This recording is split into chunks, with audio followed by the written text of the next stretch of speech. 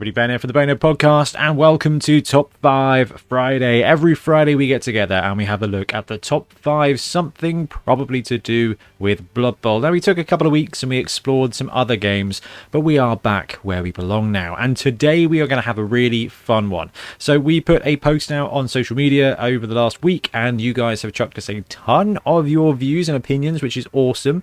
And this one was asked for by a few viewers as well, which is pretty cool. So today we're going to look at the Blood Bowl top 5 fouling players.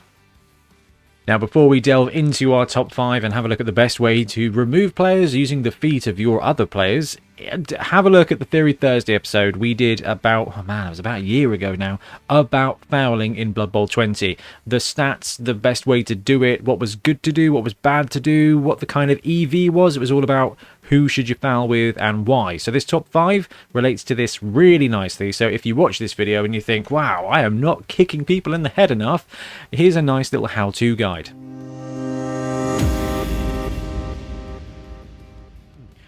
Number 5 for me in the foulingest of foul players is what I'm going to call death wagons. Okay, we've got the death roller and we've got the pump wagon here. Now, both of these guys are really good at fouling, and they tick off 2 of the boxes that make them good to do so. One, they start with dirty player +1, which is a mighty blow for the ground, basically. So when you are fouling a dude, if you've got dirty player +1, regardless of how many assists and stuff are going on, you get that as well, but you also just get a straight +1 to either one of the dice rolls. So it's really good to foul with either of these pieces. And the second thing here that I like about these situations and the death wagons, they're both secret weapons. Now, I don't love the design of these guys too much. I think the fact that the death roller is the price of most houses and is a secret weapon with no benefit is brutal. The death roller for me is just so close. Could have been amazing. And the pump wagon's great, but I don't know. I feel like both these guys should have had the ball and chain rules. I think that would have been so fun. However, they don't. But what they both have is dirty player and secret weapon. And if a dude has got secret weapon already, then he's a great candidate to be fouling with. You don't necessarily want to foul with your Minotaur or with your Ogre unless you really have to, because those guys are expensive. They form a chunk of your team value. And so do these guys. But you do have the added benefit of saying, the death roller got sent off, but he was going to get sent off in a few turns anyway. So it kind of takes the edge off. But the primary here is the fact that these guys get +1 to the roll to either roll. So you break their armor and then you get +1 to breaking their soul.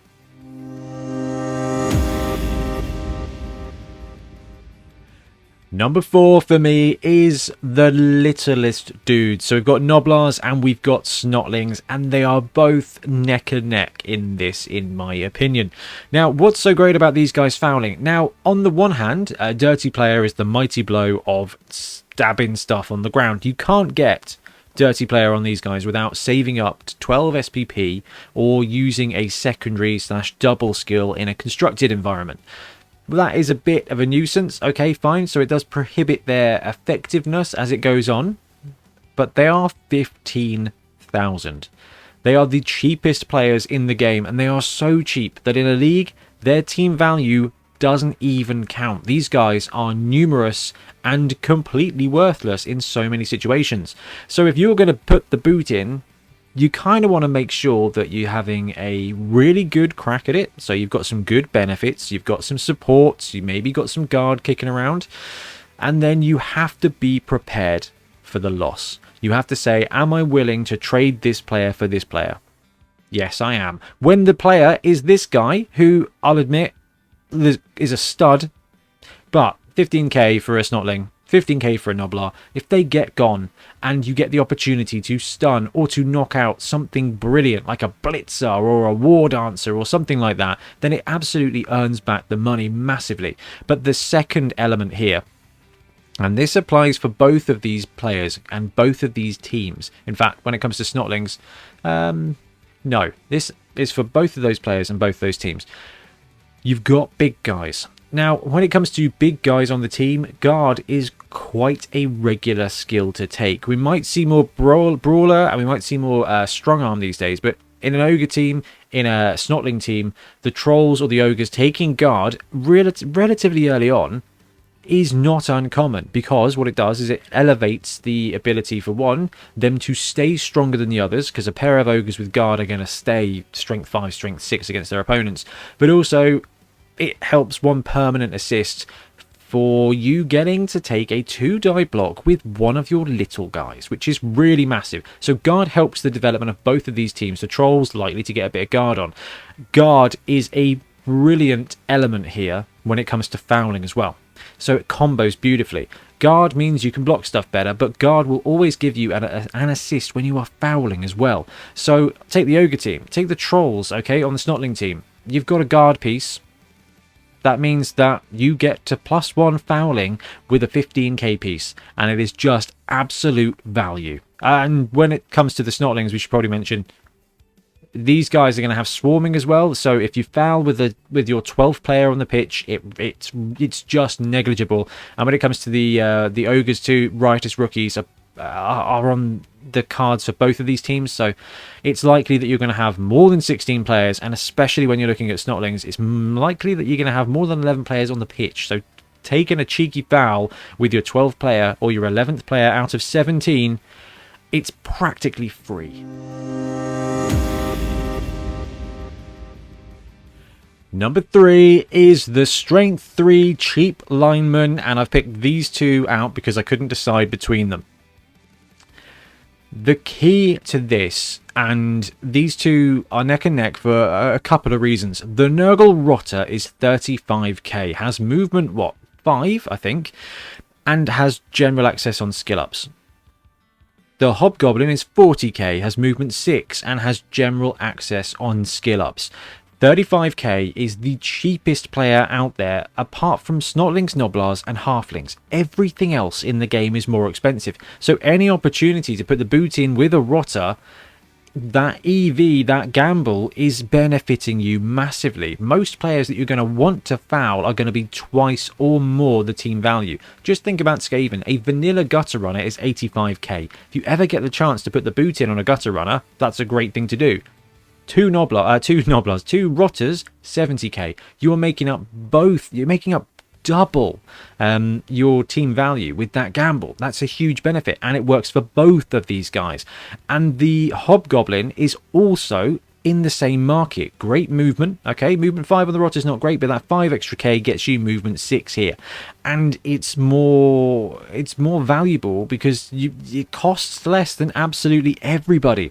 But the reason that these two lineman types have been picked out more than any others, and that does include some that you might be expecting to see on this list, again, we're going to come back to that guard piece. So the best players to foul with are the ones who can themselves get dirty player. So the great thing about both these linemen is that they can take dirty player, and it's going to keep their team value down to the point where it's just value. Okay, 55k or 60k for a dirty player lineman is going to be less than a gutter runner, than a vanilla blitzer, than anything you're going to want to try and put the boot in, and dirty player is really key.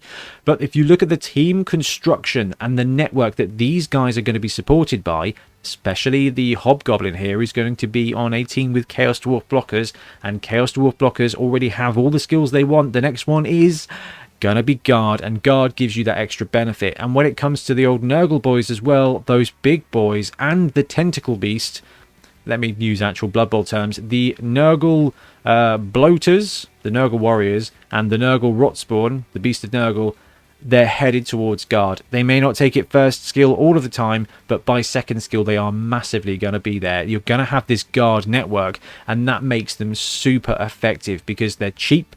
They can get a level up and take that dirty player +1, and then it starts to combo with how the team is going to develop anyway. It just becomes, you don't have to build a great opportunity to foul if you're playing with a Nurgle team or with a Chaos Dwarf team. You're going to build a network of guard. You're going to be able to knock people down using high strength, and they're going to be falling down next to that network of guard. And you've got movement 5, movement 6, 35k, 40k, wander in, and you're +1, +2 to that foul. And at that point, you're basically Mighty Blow +2 and just go play with Morg. It's pretty great.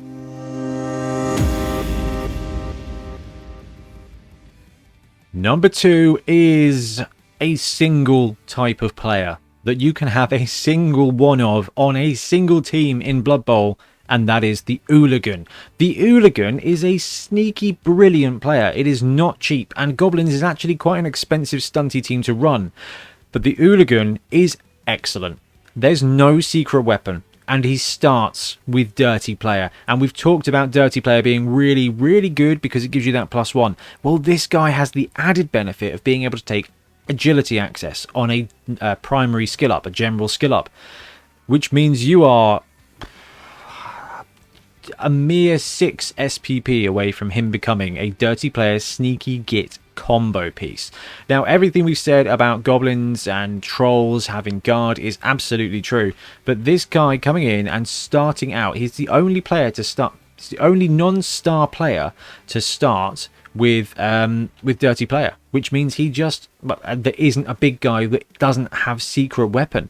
The fact that he just starts out and his primary role is to foul, I mean, it's not entirely. This guy's got disturbing presence and can do a whole bunch of stuff that's just disturbing in general. But it's a really interesting utility piece. But the fact that it starts with Dirty Player, it is just so massive that it's always going to be effective. And no secret weapon on there as well. It just means that this guy can just carry on fouling.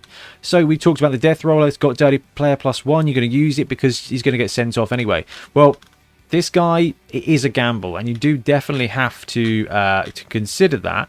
Let's just have a quick look at Sneaky Git. So Sneaky Git, when this player performs a foul action, they are not sent off for committing a foul should they roll a natural double on the armor roll. So not only does this guy start with Dirty Player, with that first level up, he's getting Dirty Player, which is +1 to that armor roll, or the injury roll, and if you roll a double on the first roll, he's not sent off. So it basically halves the chance of him being sent off. And also, when it comes to Sneaky Git, you can move in, foul, and then wander off again. Like, it's an excellent little combo piece. This guy is designed to foul, but has the benefit of no secret weapon, but still has Dirty Player. Ooh, I hit the mic. It is so obvious that he is just one of the best foulers in the game. It's his role. He comes with some cool extra skills, and he's one level up from just being everything you could want in a fouler.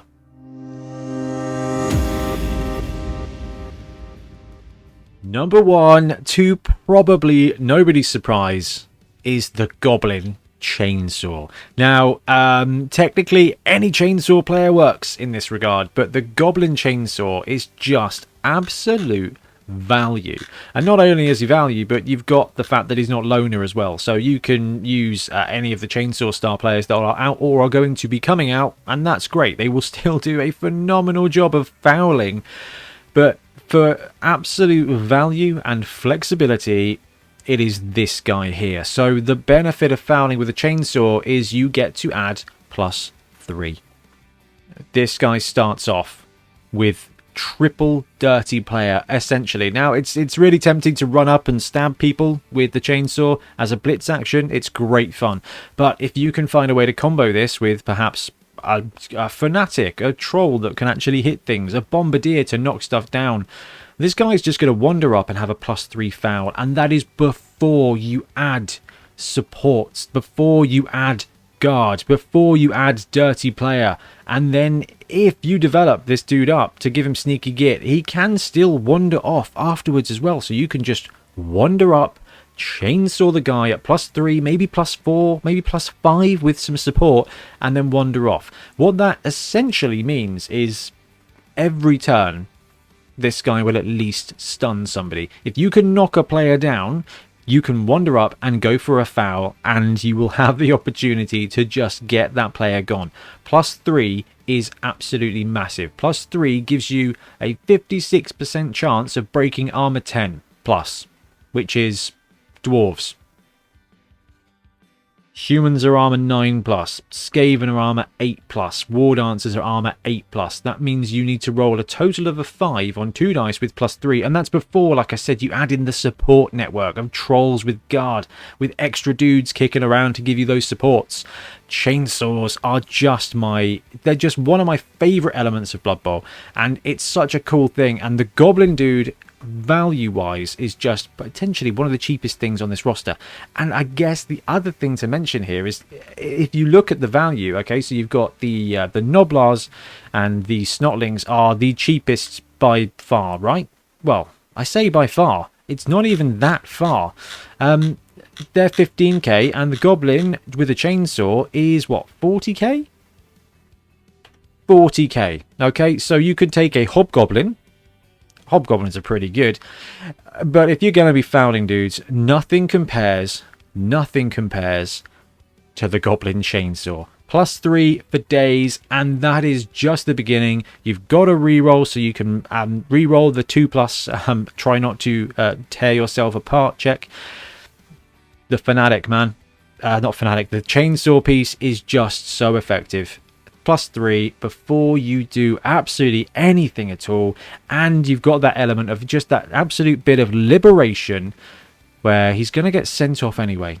And the fact is, you're on a Goblin team, and the Goblin team has got half-price bribes. So if he does get sent off, if you really don't want him to get sent off, you can argue the call, and then you can try and bribe. And it's an awesome combination, and I don't think anybody's going to be surprised. But for me, the #1 most foulingest and successfully foulingest player is the Chainsaw Goblin. Now, we do have at least one honourable mention. We've got 2 honourable mentions, really. And the Goblin Bruiser, okay, from the Black Orc team, it probably does deserve to be on this list as well.